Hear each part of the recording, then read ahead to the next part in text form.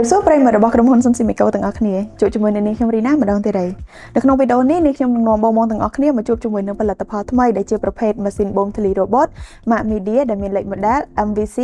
i5C ដែលមានលក្ខណៈពិសេសជាច្រើនដូចជាម៉ាស៊ីនបូមធ្លីប្រភេទនេះអាចបូមហើយនឹងជូតនៅក្នុងពេលតែមួយដែលធ្វើឲ្យចំណេញពេលវេលានៅក្នុងការសម្អាតផ្ទះរបស់លោកអ្នកដែលមានបំពាក់មកជាមួយនឹងតម្រងចាប់ធូលីដីបានយ៉ាងល្អហើយម៉ាស៊ីនបូមធូលីនេះក៏មានធុងដែលផ្ទុកទឹកបានរហូតដល់500មីលីលីត្របានផងដែរវាមានសមត្ថភាពដែលបងសាកថ្មម្ដងប្រើបានរហូតដល់30នាទីហើយម៉ាស៊ីនបូមប្រភេទនេះក៏មានមុខងារសាកថ្មដោយស្វ័យប្រវត្តិនៅពេលដែលវាប្រើប្រាស់ចិត្តអស់ថ្មដូចនេះយើងមិនចាំបាច់ព្រួយបារម្ភថាយើងទុកវាចោលនៅក្នុងផ្ទះបានផងដែរហើយវាក៏អាចបញ្ជាតាមរយៈតេឡេឬក៏ទូរស័ព្ទដៃនៅក្នុងកម្មវិធី Smart Home របស់ Media បានផងដែរ